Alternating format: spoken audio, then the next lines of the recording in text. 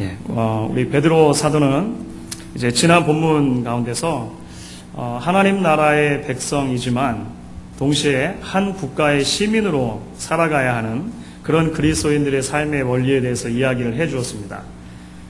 베드로가 앞으로 이제 점점 구체적으로 우리가 이 땅에서 맺고 살아가는 여러 관계들로 이제 관심을 이제 옮기게 될 것인데, 오늘 본문 가운데서는 특별히 이제 노예들에게로 베드로가 그 관심을 옮겨서 이야기를 하고 있습니다. 오늘 본문 가운데 기록된 그 사환들이라고 하는 단어 있지 않습니까? 사환들. 단순히 몸종 정도를 의미하는 것이 아니고 가정에 속해 있는 노예를 의미하는 사람들입니다. 그래서 노예, 이 노예의 이 신분에 있는 사람들, 특별히 베드로의 편지를 받는 그 많은 교회들 안에 이 노예 신분으로 있었던 사람들이 많았던 것 같습니다. 특별히 베드로의 편지를 받았던 사람들 중에는 주인들 입장보다는 노예들 입장이 훨씬 많았던 것 같아요. 그래서 이제 이 로마 사회 속에서 하나님을 믿고 복음을 듣고 죄로부터 자유하게 되었고 하나님 나라의 백성이 되는 그런 신분의 변화를 경험했지만, 실제로 매일매일의 삶 속에서는 아직도 그 노예라고 하는 신분 그대로 살아갈 수밖에 없는 그런 노예들, 무엇인가 그 말 속에 이미 긴장 관계가 느껴지지 않습니까? 그 긴장 가운데 있는 노예들에게 이제 베드로가 계속해서 권면을 주고 있는 말씀을 보게 되는 것입니다. 그래서 오늘 우리가 이 말씀을 함께 나누면서 또 오늘 우리 삶 가운데로 적용을 해보고 함께 은혜를 나눌 수 있으면 좋겠습니다. 무엇보다도 먼저 오늘 말씀 가운데 오늘 본문을 우리가 오해하지 않고 잘 이해하고 적용을 하려면 로마 시대 때의 노예 제도가 어떠했는가에 대해서 조금 먼저 이야기를 해볼 필요는 있는 것 같습니다. 왜냐하면 우리가 흔히 노예 또는 노예 제도 이렇게 이야기하면 조선시대 노비 제도가 자꾸 생각이 나요. 여러분 성경 읽으시다가 노예 또는 이런 것들이 나오면 그러지 않으십니까? 아니면 적어도 미국의 그 오랜 노예 제도가 있지 않습니까? 그런 것들을 자꾸 떠올리게 됩니다. 뿌리. 벌써 뿌리라는 영화는 너무 오래됐죠. 뭐 그런 영화가 자꾸 생각나고 하는 것입니다. 그런데 로마 사회 속에 있었던 노예 제도는 한국의 노비 제도나 또는 이 미국에 있는 노예 제도와 퍽 사실 다릅니다. 그래서 그 부분을 조금 잘 이해를 해야 오늘 본문을 오해하지 않고 적용할 수 있을 것 같습니다. 로마 시대 때 이 노예 제도라고 하는 것은 사회와 경제의 근간이 되는 아주 중요한 제도였습니다. 그러니까 사실은 로마 사회가 노예 제도의 그 위에 서 있다고 해도 과언이 아닐 만큼 노예 제도는 아주 일반적이었고 굉장히 중요한 제도였습니다. 대략적으로 한 도시가 있으면 그 도시의 3분의 1 정도, 인구의 3분의 1 정도는 노예들이었습니다. 노예가 되는 경우는 대개 세 가지가 있었습니다. 첫 번째는 아주 자연스러운 것이죠. 노예의 자녀로 태어나는 것입니다. 특별히 어머니가 노예인 경우에 자녀들은 다 노예 신분이 되었습니다. 두 번째로는 빚이 너무나 많이 생겼을 때 그 빚을 다 갚지 못해서 그 노예로 신분이 전락되는 경우들도 있었습니다. 세 번째는 로마의 시민이 아닌 경우에 로마 제국 안에서 노예 신분으로 일을 좀 하다가 이제 자유 신분을 얻어서 로마 시민이 되고 싶은 사람들, 그런 사람들이 이제 그러니까 다른 사람들, 로마 시민이 아닌 사람들이죠. 자원해서 노예가 되는 케이스들도 있었다라고 하는 것입니다. 그렇기 때문에 본질적으로 로마 시대 때 노예의 신분은 항존적인 노예가 아니고, 그러니까 일반적인 그 한국의 노비 제도에서는 한 번 노예는 영원한 노예지 않습니까? 대개 경우에 있어서 그렇죠. 그런데 로마 시대 때 이 노예라고 하는 것은 일시적인 제도였습니다. 그러니까 일시적인 신분이었다라고 하는 것이죠. 이 사람이 굉장히 인격이 훌륭하다든지 또는 기억에 남을 만한 좋은 일을 했을 때 주인이 추천해가지고 이 사람을 이 노예 신분에서 해방시켜 줄 수 있었습니다. 보다 더 보편적이었던 것은 돈을 많이 모으면 되는 거예요. 그래서 노예가 돈을 많이 모아가지고 노예 해방권, 자유 신분을 사면 되는 것입니다. 사가지고 이제 로마의 자유로운 시민이 되는 경우가 있었다고 하는 것이죠. 그렇기 때문에 로마 시대 때 노예들은 직업도 다양했습니다. 노예들의 직업이 굉장히 다양했어요. 물론 이렇게 육체 노동을 하는 사람들도 있었습니다만 육체 노동하는 사람뿐만 아니라 의사 또 노예 계급이 많았습니다. 교사, 작가, 회계사. 우리가 좀 상상하기 힘든 일이죠. 이게 다 노예들이었습니다. 집행관, 관리도 있었고요. 비서, 배, 선장 이런 사람들 다 노예들이었습니다. 때에 따라서는 그렇기 때문에 자기의 주인보다도 더 교육을 많이 받은 노예가 있었을까요? 없었을까요? 있었겠죠. 그래서 그 주인의 자녀들을 가르치는 직업을 가진 노예들이 있었고 성경에서 갈라디아서 같은 데 보면 그 사람들이 몽학 선생인 겁니다. 그 사람들이 노예 신분이지만 교육 수준이 높은 사람들이었습니다. 심지어 그렇기 때문에 어떤 노예는 그 직업에 따라서 자기 자신의 밑에 또 다른 노예를 두고 있는 노예도 있었어요. 그러니까 우리가 흔히 생각하는 그 노예 제도와는 조금 다른 좀 로마 사회의 독특한 노예 제도라고 여러분이 생각을 하시면 되겠습니다. 그럼에도 불구하고 우리가 기억해야 하는 부분이 있습니다. 일시적일 수 있고 그 때에 따라서 다양한 직업도 가질 수 있는 것이 맞지만 로마 사회에서도 노예라고 하는 것은 본질적으로 매여 있는 주인이 있다라고 하는 사실입니다. 그렇죠. 그러니까 노예는 어떤 직업을 가지고 있든지 간에 그 소유한 주인이 있다라고 하는 것, 그것은 변할 수 없는 사실이었습니다.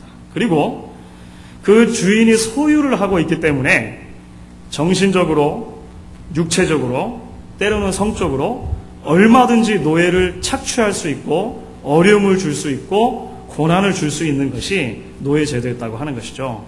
그래서 남겨진 기록들에 의하면 로마 제국 당시에도 주인들이 너무나 많이 그 노예들을 괴롭혀 가지고 신체에 그 불구가 된다든지 심지어는 목숨을 잃는 그런 사례도 굉장히 많았던 것을 볼 수가 있습니다.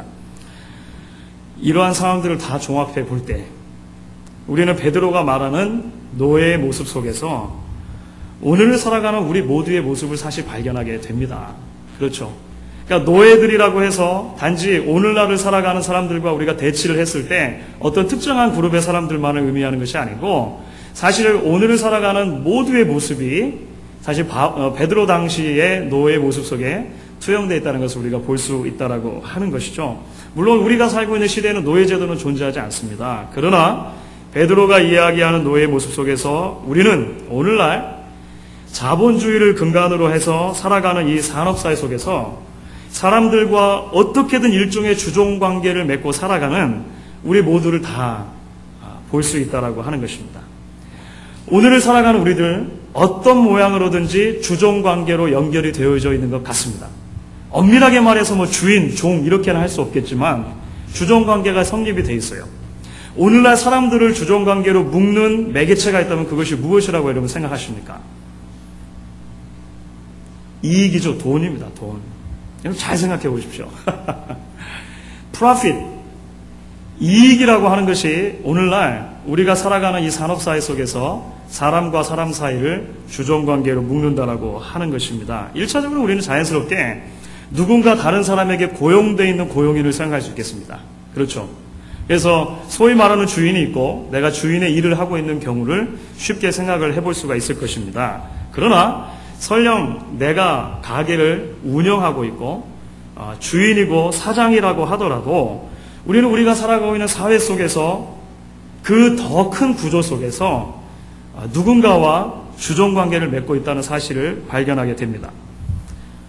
드랍스토어 주인은 자신 가게에 빨래를 해주는 그 공장의 주인과 일종의 이익이라고 하는 측면에서 주종관계를 맺게 됩니다.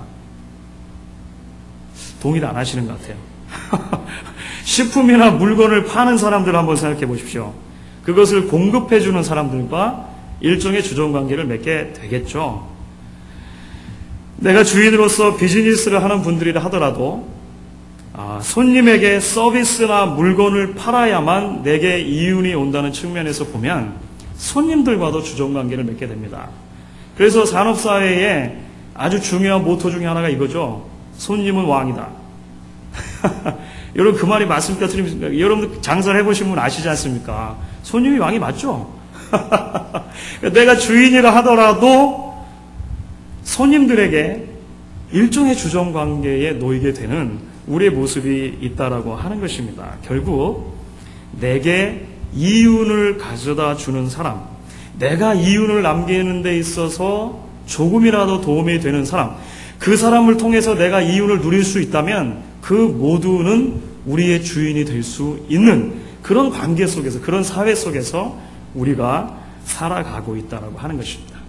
그렇기 때문에 오늘 베드로를 통해서 주시는 사환들에게, 노예들에게 주시는 말씀은 단지 우리와 동떨어진 말씀이 아니라 여전히 우리에게도 아주 유효하고 적실한 말씀으로 적용될 수 있다는 것을 우리가 먼저 기억할 필요가 있다는 것이죠.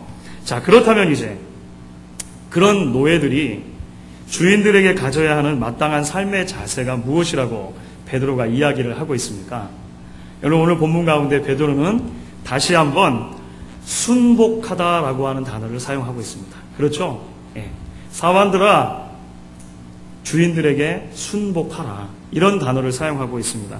우리는 이미 지난주에 이 베드로가 말하는 순복하다라고 하는 단어가 어떤 의미를 가지고 있는가 조금 살펴보았습니다. 그러니까 맹목적으로, 무조건적으로 굴복하고 복종하라, 이런 의미가 아니다라고 하는 것을 우리가 지난주에 살펴봤죠. 이것은 어떤 그런 의미를 가지고 있다고 하기보다는 질서의 차원에서 우리가 이해할 수 있다고 말씀을 드렸습니다. 주어진 관계 속에서 위치를 정확하게 인정하고 그 위치에 합당한 존경, 공경을 보여주는 것, 그것이 바로 이 순복하다라고 하는 단어가 가지고 있는 뜻이었습니다. 주인의 주인됨. 우리가 맺고 살아가는 수많은 사람들 속에서 그 사람의 위치를 인정하고 그것을 존중해 주는 것. 그것이 바로 오늘 베드로가 말하는 그러한 이 순복하다라고 하는 단어의 의미와 연결이 된다라고 하는 것이죠. 그렇다면 결국 이 순복하다라고 하는 단어는 우리의 내면의 자세와 더욱더 연관이 됐다라고 하는 것을 발견할 수 있습니다. 그렇겠죠? 단지 우리의 겉모양으로 다른 사람들에게 굽실굽실하는 모양이 아니고 우리의 내면의 문제라고 하는 것입니다. 당시의 노예들은 많은 경우에 있어서 어쩔 수 없이 일시적인 계약관계 때문에 주인을 섬기는 케이스들이 많았습니다. 그러니까 노예들의 입장에서 보면, 특별히 당시의 노예들 입장에서 보면 틈만 나면 자유하려고 했겠죠. 어떨 때는 아까 말씀드린 것처럼 이 주인보다도 교육을 많이 받은 노예가 있었다니까요. 그리고 번듯한 직업을 가진 노예들이 많았었다니까요. 그러니까 틈만 나면 내가 어떻게 하든지 이 자리를 벗어나서, 그렇죠, 동등한 로마의 시민으로, 또는 내가 저 사람을, 나를 괴롭게 하는 사람, 늘 그런 마음을 품지 않았겠습니까? 주인을 향한 참된 공경, 참된 이 존중의 마음을 가지는 경우가 굉장히 힘들었다고 하는 것이죠. 그런데 베드로는 이야기하는 것입니다. 그렇다고 하더라도 어쩔 수 없이 계약의 관계 속에서 지금 주인을 섬기고 있다 하더라도 공경하라는 것입니다. 마음을 다해서 그를 섬기라고 하는 것이죠. 마지못해서 억지로 사무적으로 돈을 벌고 내가 밥을 먹어야 되기 때문이 아니라 그도 내가 사랑하고 섬겨야 할 이웃이기 때문에 내가 마땅히 보여야 할 존경을 보일 필요가 있다고 하는 것입니다. 바울도 비슷한 이야기를 했습니다. 여러분들 에베소서 6장입니다. 6장 5절부터 7절인데요. 이것을 한번 찾아볼까요? 신약성경 316페이지 정도가 됩니다. 앞으로 좀만 가시면 신약성경 316페이지에 에베소서 6장 5절과 7절 말씀입니다. 5절부터. 찾으시면 우리 같이 한번 읽겠습니다. 에베소서 6장 5절부터 7절까지 말씀을 같이 읽습니다. 종들아 두려워하고 떨며 성실한 마음으로 육체의 상전에게 순종하기를 그리스도께 하듯 하여 눈가림만 하여 사람을 기쁘게 하는 자처럼 하지 말고 그리스도의 종들처럼 마음으로 하나님의 뜻을 행하여 단마음으로 섬기기를 주께 하듯 하고 사람들에게 하듯 하지 말라. 바울이 말하는 것은 조금 더 명백합니다. 그렇죠? 할 수 없어서 얼굴을 마주하고 살아야 하는 것처럼 대하지 말고 바울은 아예 예수님을 대하는 것처럼 대해라. 그렇죠. 우리가 만나고 관계 맺는 모든 사람들을 마치 예수님 섬기는 것처럼 그렇게 섬겨야 한다라고 이야기를 하고 있는 것입니다. 놀라운 사실은 바울은 주인들에게도 똑같은 말을 하고 있어요. 오늘 바울 에베소서의 9절 말씀을 보면 상전들아 너희도 저희에게 이와 같이 하고 이렇게 말합니다. 노예들이 주인에게 그렇게 하기를 원하는 만큼 주인은 노예들을 인격적으로 대해주고 존중해 주라고 하는 것입니다. 모든 사람을 공경하라라고 말했던 그 베드로의 가르침이 여기서도 적용되는 그런 성경의 큰 가르침을 우리가 살펴볼 수 있는 것 같습니다. 사랑하는 성도 여러분, 저와 여러분은 바로 이런 삶으로 부르심을 받은 사람들이라고 하는 것입니다. 우리가 이 땅을 살아가면서 관계 맺고 살아가는 모든 사람들을 마치 예수님을 섬기듯이 그렇게 존중하고 공경하는 삶으로 초대를 받았다고 하는 것입니다. 이것이 때로 힘들고 어려울 수 있지만 그 자체로 이것은 우리에게 대단히 큰 특권이고 감사의 제목이라고 하는 것을 기억하고 오늘 말씀을 먼저 우리가 받을 수 있으면 좋겠습니다. 자, 이제 이렇게 우리가 말씀을 하고 나니까 그럼에도 불구하고 우리는 여러 질문이 들게 되어집니다. 아니, 우리가 만나는 사람이 다 똑같은 사람입니까? 그렇지 않다고 하는 것이죠. 우리가 이 땅을 살면서 사람들과 관계를 맺고 살아갈 때 정말 여러 가지 종류의 사람들을 만난다고 하는 것입니다. 베드로도 그것을 알고 있었던 것 같아요. 그래서 베드로는 단지 모두를 다 섬기라고 말하는 것에서 멈추지 않고 조금 더 구체적인 상황들을 우리에게 언급을 해주고 있습니다. 주인과 노예 사이에서 벌어질 수 있는 구체적인 그 정황들을 이야기하는 것이죠. 그것을 우리가 요약하면 오늘 본문 가운데 두 종류의 주인, 두 종류의 고난이라고 이야기를 할 수 있습니다. 자, 베드로는 먼저 노예들이 만나는 주인들이 늘 같은 사람이 아닐 수 있다는 사실을 인정합니다. 그렇죠? 그래서 오늘 우리가 함께 읽은 본문 가운데 18절의 후반부를 보면 이렇게 기록을 하고 있습니다.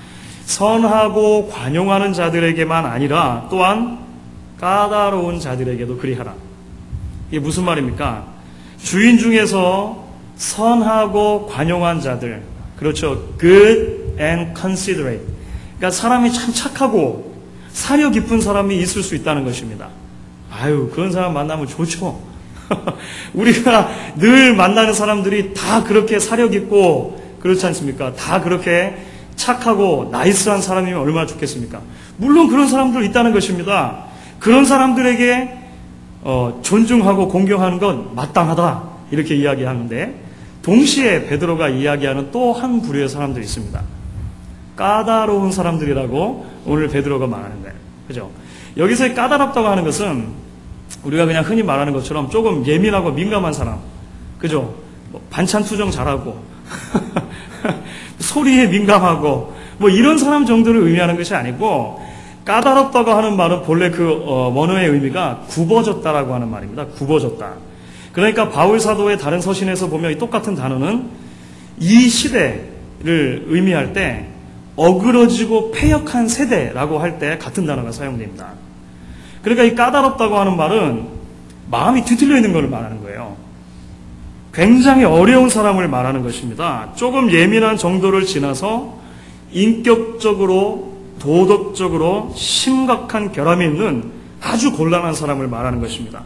마음이 아주 뒤틀려 있어서 언제든지 사람을 대할 때 상처를 줄 수 있는 사람, 못된 사람.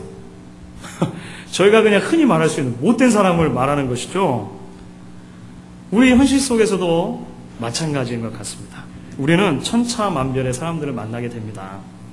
우리가 살다 보면 굉장히 인격적으로 훌륭한 사람들을 만나게 되어집니다. 그런가 하면 권위적이고 제멋대로인 사람들도 만나게 됩니다. 남의 말을 잘 들어주는 사람이 있는가 하면 자신의 말만을 주장하는, 그래서 자신의 주장을 절대 굽히지 않은 그런 사람도 만나게 됩니다. 다른 이의 분위기와 상황을 잘 살펴서 사려 깊고 지혜롭게 적절한 말을 해줄 수 있는 사람도 있지만 앞뒤 가리지 않고 자신의 마음에 있는 거 먼저 이야기로 꺼내놓고 보는 사람도 우리는 분명히 만나게 된다라고 하는 것입니다. 오늘 성경이 우리에게 이야기하고 있는 것은 무엇입니까? 우리가 예수를 아무리 잘 믿어도 선한 사람을 만나는 만큼이나 곤란한 사람도 만날 수 있다는 것이죠. 곤란한 사람들이 우리를 절대 피해가지 않습니다. 어우, 예수 믿는 사람이네? 하고 우리를 이렇게 비켜가지 않는다라고 하는 것이에요. 그들 때문에 아주 어려운 상황이나 아주 곤란한 상황 가운데 우리는 언제든지 던져질 수 있다라고 하는 것입니다. 성경의 1차적인 관심이 어디에 있습니까? 우리가 그와 같이 마음이 비틀어지고 인격이 심하게 왜곡된 사람들까지도 주님이 말씀하신 내가 사랑해야 할 모든 이웃에 포함시킬 수 있는 마음의 준비가 되어져 있느냐라고 하는 것입니다. 우리가 살아가다가 그런 까다로운 사람들을 만났을 때도 마치 예수님을 섬기는 것처럼 그들을 섬길 수 있는 마음의 준비가 되어져 있느냐라고 하는 거예요. 굉장히 무거운 주제죠. 굉장히 어려운 주문을 베드로가 우리에게 하고 있는 것처럼 보입니다. 베드로가 여기서 조금 더 나아가요. 참 베드로 재밌습니다. 베드로는 오늘 본문 가운데 우리에게 좀 더 삶의 예민한 부분을 다뤄주고 있습니다. 우리가 당하는 고난에도 두 종류가 있다는 것입니다. 저는 베드로 이런 그 관찰이 정말로 탁월하다고 생각합니다. 베드로는 우리가 당하는 고난이 두 종류가 있는데 선을 행하지만 애매하게 당하는 고난도 있고 또 하나는 우리의 잘못으로 인해서 오는 고난이 있다라고 베드로가 이야기를 합니다. 여러분, 첫 번째 종류의 고난은 어떤 것입니까? 내가 나에게 주어진 일을 최선을 다해서 감당하고 내 마음의 자세나 동기를 다 살폈을 때도 주인에게 전혀 부끄러움이 없는, 그러죠? 그런 상황임에도 불구하고 어려움을 당하는 거예요. 왜냐하면 그 사람이 까다로운 사람이기 때문에 그런 거죠. 뭔가 뒤틀려 있는 사람, 그래서 어떻게 하든지 꼬투리를 잡아서 어려움을 주려고 하는 사람에게는 내가 아무리 완벽해도 소용이 없다는 것입니다. 그렇게 어려움을 당할 때 우리를 위해서 고난당하신 예수 그리스도를 생각함으로 참으면 아름답다, 복이 있다, 이렇게 이야기합니다. 동시에 또 다른 종류의 고난도 사실 있다라고 베드로는 이야기를 합니다. 죄가 있어서 매를 맞는 경우입니다. 그렇죠? 다시 말해서 내가 주인이 시키는 대로 일 처리를 잘 못했거나 실수를 해서 주인에게 해가 되어지고 그 결과로 인해서 내가 어려움을 당하는 케이스도 분명히 있을 수 있다고 하는 것입니다. 예수를 믿는 노예들에게도 그런 문제는 늘 있었던 거예요. 그리고 그럴 때 내가 주를 위해서 고난을 당하는구나 라고 참아도 그것은 아무 소용없다. 베드로는 조금 과격하지만 우리에게 그렇게 이야기를 하고 있습니다. 우리가 살다 보면 분명히 우리의 인격적인 결함과 말의 실수 때문에, 우리의 부주의함과 게으름 때문에, 우리의 죄악된 본성과 악함 때문에 어려움을 당할 때가 분명히 있습니다. 그 정도는 아니더라도 우리가 지혜롭지 못하고 분별력이 부족해서 만들어내는 실수 때문에 당하는 고난도 충분히 있다라고 하는 거예요. 이런 일로 고난을 당하게 될 때 내가 주님을 생각함으로 참아야지. 이것은 참을 문제가 아니다라고 하는 것입니다. 이거 우리가 변해야 되는 문제죠. 우리가 하나님의 말씀으로 자꾸 우리 스스로를 돌아보아서 우리 자신의 삶의 궤도를 수정하고 하나님 앞에서 다듬어져야 하는 부분이다라고 하는 것입니다. 이 젊은 그리스도인들에게, 특별히 막 은혜를 뜨겁게 받은 사람들에게 나타날 수 있는 오류 중에 하나예요. 직장에 가가지고 이 업무 시간에 인터넷으로 몰래 담임 목사님 설교를 듣는 것입니다. 또는 직장에서 업무 시간에 자기 회사 복사기로 교회 주보를 복사한다든지 악보를 복사한다든지 교회 관련된 거를 막 하는 거예요. 안 들키면 좋은데 또 그러다 또 들켜요. 어수룩하니까 들키는 것입니다. 그래가지고 이제 동료들이나 상사들에게 핀잔을 들 수가 있겠죠. 그럴 때 내가 예수 믿지 않는 이 원수들 틈에서 예수를 믿다가 고난을 당하는구나. 말씀이 막 생각나죠. 무릇 그리스도 예수 안에서 경건하게 살려고 하는 자는 핍박을 받으리라. 막 디모데후서 막 말씀이 생각나고, 그런 말씀은 그럴 때 적용하는 것이 아니라고 하는 것입니다. 하나님은 우리가 우리의 모든 지혜와 모든 도덕적인 순결함을 다해서 하나님의 백성으로 우리의 있는 자리에 살아갈 필요가 있다고 말씀하시는 거예요. 그래서 우리는 비둘기같이 순결할 필요도 있고 동시에 뱀같이 지혜로울 필요도 있는 것입니다. 이게 성경의 가르침이라고 하는 거예요. 두 가지 종류의 주인, 두 가지 종류의 고난 속에서 우리는 성경이 우리의 삶의 여러 궤적들을 말해주고 그 가운데서 하나님께서 주시는 말씀을 붙들고 지혜롭게 살아가야 하는 하나님의 백성들의 삶의 이상을 다시 한번 발견하게 되는 것입니다. 자, 여러분, 그렇다면 베드로 사도가 말한 것 같은 삶을 가능하게 하는 원동력이 무엇인가를 우리가 조금 더 생각을 해보면 좋겠습니다. 무슨 말입니까? 우리는 어떻게 우리가 관계를 맺고 살아가는 모든 종류의 주인들, 모든 종류의 사람들을 공경할 수 있습니까? 우리는 어떻게 선하고 관용하는 자들뿐만 아니라 까다롭고 뒤틀어진 사람들까지도 예수님을 섬기듯이 섬기고 사랑할 수 있느냐라고 하는 것입니다. 우리가 어떻게 억울하고 애매한 고난 가운데서도 그 슬픔과 그 아픔을 참고 견디면서 우리를 핍박하는 사람들을 위해서 기도할 수 있느냐라고 하는 거예요. 어떻게 우리 죄 때문에 당하는 고난이 아니라 날마다 지혜롭고 순결하게 하나님 앞에 설 수 있느냐라고 하는 것입니다. 오늘 말씀 가운데 베드로가 표면적으로 드러나지 않지만 곳곳에 숨겨둔 열쇠가 있습니다. 그 열쇠를 통해서 우리는 성경의 놀라운 진리를 발견하게 되는데요. 이러한 모든 것을 가능하게 하는 원동력이 무엇인가? 하나님 때문에라고 하는 것입니다. 하나님 때문에. 그래서 오늘 제목이, 설교 제목이 하나님 때문에 이렇게 된 거예요. 드디어 제목의 비밀이 오늘도 나왔습니다. 그렇죠. 여러분, 오늘 18절 말씀을 다시 한번 보겠습니다. 18절 말씀에 이렇게 기록이 되어 있습니다. 사람들아 범사에 두려워함으로 주인들에게 순복하되, 범사에 두려워함으로 주인들에게 순복하되. 여기서 우리가 자칫 그냥 이렇게 빨리 읽게 되어지면 이 두려워함의 대상이 누구인 것처럼 보여지십니까? 주인을 두려워해야 하는 것처럼 보여지기 쉽습니다. 그런데 사실은 베드로서 전체를 통해서 볼 때 이 두려워하다라고 하는 단어는 한 번도 사람에게 사용된 적이 없습니다. 베드로는 항상 이 두려워하다라고 하는 단어를 사용할 때 하나님을 향한 그 두려움으로 이야기를 해요. 그러니까 여기서 생략된 그 두려움의 대상이 있는 것입니다. 하나님이죠. 하나님을 두려워함으로 주인들을 공경하라, 이렇게 말하는 것입니다. 사실 우리가 지난주에 살펴본 바로 앞절입니다. 17절 말씀에서 좀 더 분명해지죠. 뭇사람을 공경하며 형제를 사랑하며 하나님을 두려워하며 왕을 공경하라. 여러분, 아주 재밌습니다. 17절에는 왕을 공경하는 것처럼 뭇사람도 공경하라, 똑같은 단어를 사용하고 있어요. 왕도 심지어 두려움의 대상은 아니라고 하는 것입니다. 공경의 대상이죠. 형제는요, 사랑의 대상이죠. 오직 하나님만 두려움의 대상이라고 하는 것입니다. 결국 왜 주인을 공경하고 존경해야 합니까?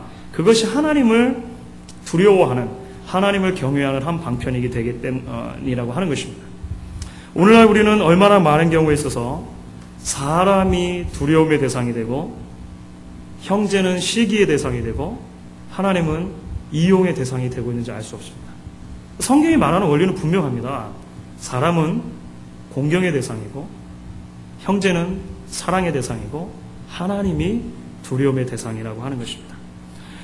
동시에 19절과 20절에서 반복되는 표현이 있습니다. 여러분도 혹시 찾으셨는지 모르겠는데요. 19절과 20절에 반복되는 표현은 아름답다라고 하는 표현입니다. 아름답다. 애매히 고난을 받아도 하나님을 생각함으로 슬픔을 참으면 이는 아름다우나, 오직 선을 행함으로 고난을 받고 참으면 이는 하나님 앞에 아름다우니라. 아름답다라고 하는 말은 조금 더 이 원어의 의미에 가깝게 번역을 하면 기쁘게 하다라고 하는 의미가 있습니다. 기쁘게 하다. 그 말은 무슨 말입니까? 하나님께서 그것을 기뻐하신다라고 하는 것입니다. 왜 애매한 핍박이 있어도 참으며 계속적으로 주인을 공경해야 합니까? 그것이 바로 하나님이 기뻐하시는 일이기 때문에 그렇다라고 하는 것입니다. 결국 하나님의 백성들이 이 땅을 살면서 이 땅을 살아가는 삶의 원동력이 있다면 그것은 하나님을 기쁘시게 하는 것이라고 하는 거죠. 주인을 공경하는 이유가 무엇입니까? 다른 사람들을 공경하는 이유가 무엇입니까? 그 사람들의 기쁨, 나 자신의 체면, 이런 모든 것들도 전부 다 2차적인 것이라고 하는 것입니다. 우리가 힘들어도, 어려워도, 곤란해도 그렇게 살아가는 모습을 하나님이 기뻐하신다고 하는 것입니다. 그렇기 때문에 우리가 그렇게 살아가야 할 원동력을 발견하게 되는 것이죠. 도저히 사랑할 수 없었던 우리를 예수 그리스도 안에서 사랑해 주시고 구원해 주신 하나님께서 이렇게 살아가는 우리의 모습을 기뻐하신다라고 하는 것입니다. 1절에 한국에서 이런 재미있는 일이 있었습니다. 어느 초등학교에서 시험을 봤어요. 그런데 그 시험 문제 중에 하나가 이런 것이 있었습니다. 초등학교니까 쉬운 문제죠. 다음 중 가구가 아닌 것은. 그래가지고 4가지가 나왔어요. 1번 장롱, 2번 침대, 3번 라디오, 4번 식탁. 여러분들은 답이 너무 쉽죠? 다시 말씀드려요. 하여간 라디오는 가구가 아니잖아요. 그죠? 그러니까 정상적이라면 3번 라디오 이렇게 썼으면 되는데 그 특정한 시점에 한국의 특별히 서울에 있는 초등학교에서 상당히 많은 학생들이 2번 가구라고 답을 썼습니다. 2번 침대라고 답을 썼습니다. 왜 그랬는지 여러분들 혹시 짐작하시겠습니까? 예, 그 당시에 한국에서 유행하던 TV 광고가 하나 있었어요. 박상원이라고 하는 그 잘생긴 남자 배우가 나와가지고 침대에 앉았다가 일어서면서 침대는 가구가 아닙니다. 과학입니다. 침대는 가구가 아닙니다. 과학입니다. 이렇게 말한 거예요. 그러니까 이 자기들이 만드는 침대는 이 과학적인 모든 것을 동원해가지고 정말로 사람들이 누웠을 때 편하게 그렇게 잘 수 있는 침대로 만들었다라고 해가지고 광고를 한 거예요. 근데 그게 정답은 아니잖아요. 선생님이 원하는 답은 그게 아니지 않습니까? 이 침대 가구죠. 라디오 3번 이렇게 해야 되는데 아이들이 TV를 보다 보니까 특별히 왜 서울에서 많았냐면 지방보다는 서울에서 아이들이 TV를 볼 확률이 훨씬 많았던 거예요. 그래가지고 하여간 서울 지역에 사는 상당수의 초등학교 학생들이 2번 침대를 답으로 썼다고 하는 것입니다. 이게 굉장히 재밌죠? 미디어가 제공하는 그 지식을, 그 정보를 아무런 여과 없이 그대로 받아들여서 답으로 썼다는 것입니다. 선생님이 원하는 답은 그것이 아니었습니다. 사랑하는 성도 여러분, 이 세상은 우리에게 손해보면 안 된다고 가르칩니다. 그렇죠? 관계보다도 돈이 중요하다고 가르칩니다. 친구보다도 성공이 중요하다고 가르칩니다. 사랑보다는 경쟁이라고 가르칩니다. 누군가가 내 왼뺨을 때리면 다시는 그 사람이 나에게 그런 짓을 못하도록 양쪽 뺨을 한 10대씩 막 때려줘라. 이렇게 말하는 게 이 시대의 가르침이고 일반적인 원리라고 하는 것입니다. 그러나 그것이 하나님께서 우리에게 요구하시는 정답은 아닐 수 있는 것입니다. 침대가 가구인 것처럼 그렇죠? 하나님께서 요구하시는 답은 그것이 아닐 수 있습니다. 사랑하는 성도 여러분, 하나님 때문에 예수님 안에서 우리를 사랑하신 그 하나님 때문에 오늘 주신 말씀이 좀 어렵고 그렇게만 살아가는 것이 좀 우둔하게 보인다 하더라도, 손해보는 것처럼 보인다 하더라도 그렇게 살아갈 우리를 기뻐하실 그 하나님 때문에 이 말씀을 붙들고 이 땅을 살아갈 수 있기를 결단하는 저와 여러분 될 수 있기를 주님의 이름으로 간절히 부탁드립니다.